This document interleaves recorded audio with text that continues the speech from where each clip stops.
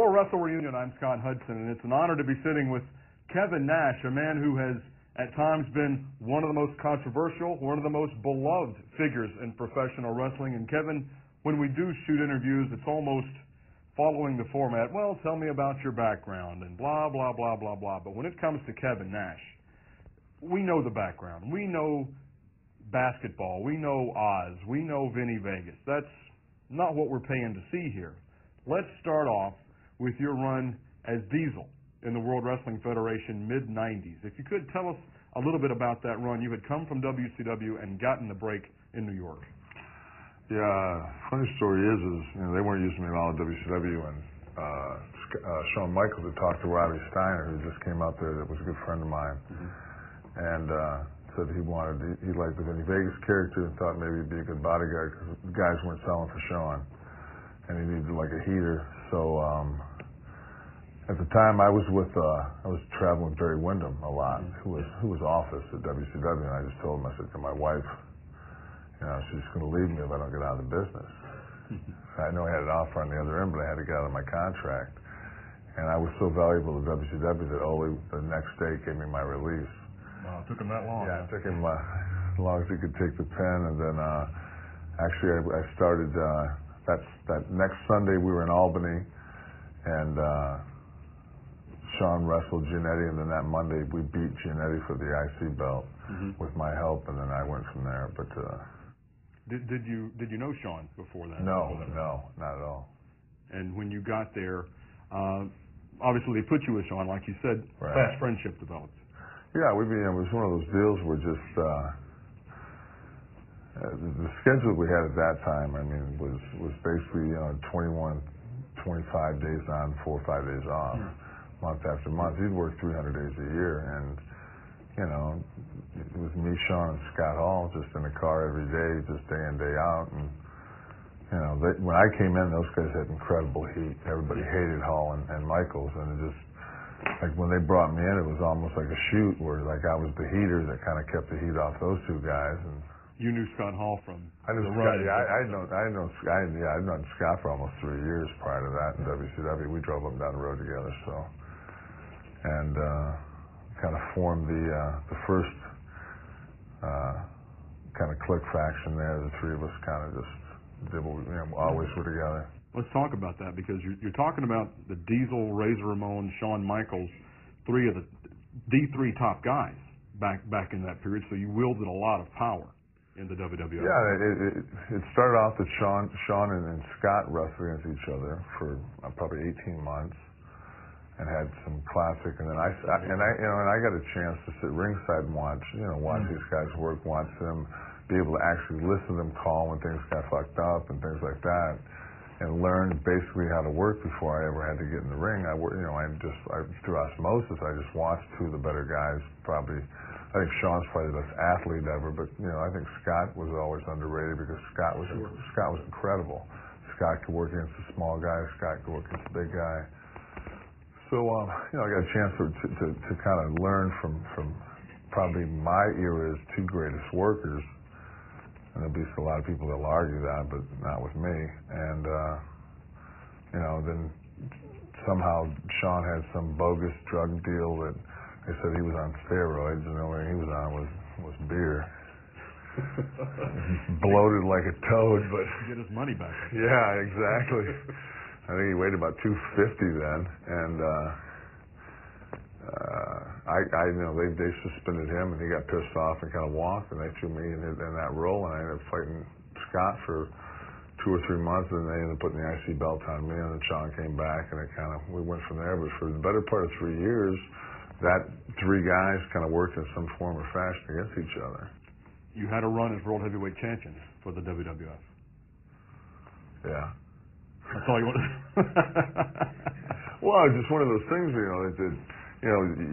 a persona gets over that's kind of a badass. It's just kind of a no-nonsense guy, and then, it's like anything else that they do. It's like when the Road Warriors. The Road Warriors were the biggest badasses, and all of a sudden, they walk out of the other locker room and they became vulnerable and started selling like Steamboat. And the people, people shit on it. That's not what they want to see. No, and my character got over, and to be in a certain way, and the first time you see me, I'm singing with the rest of the office staff. We wish you a Merry Christmas with a Santa hat on.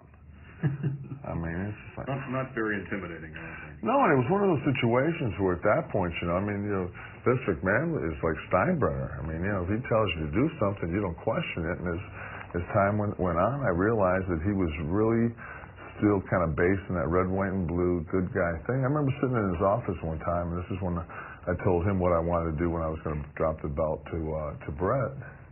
I told him, I said, I think that the way this is going is the anti-hero. I said, that's where your babyface is going to be. And he said, I disagree. And I said, did you see the movie Heat? And he said, yeah. I said, at the end, I said, did you want Pacino to win, to go over, or did you want De Niro? And he goes, fuck De Niro. I said, he was the heel. Mm-hmm. And he looked at me like,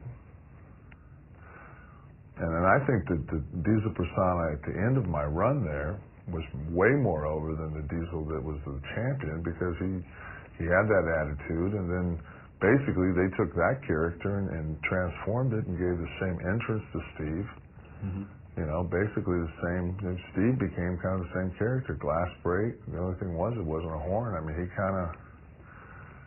So I think psychology-wise, I think I was onto something there, and it worked when we went to Atlanta, the invasion. We basically did the same thing. At some point during your run there, let's jump back a little bit back to New York, with you and Sean and Scott, throw Hunter in there, and X-Pac. Yeah, guys were kidding there. And that, no matter how you slice it, that's power. That's 5 of the most powerful and most talented guys in the company, who have each other's back and looking out for each other's best interests. You guys rule the roost.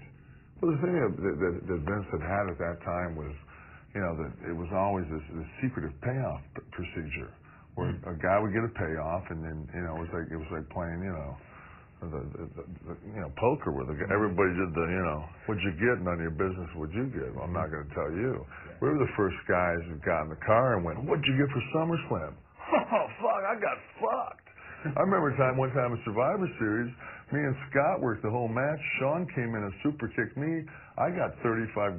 Sean got like $75,000 per super kick. Not a bad. Yeah. So we called up Vince. We said, hey, what's going on? He said, well, I didn't do the payoff. So I'll have to. At that time, I think JJ was the heat magnet, and they dumped it in JJ. Well, it must have been an oversight.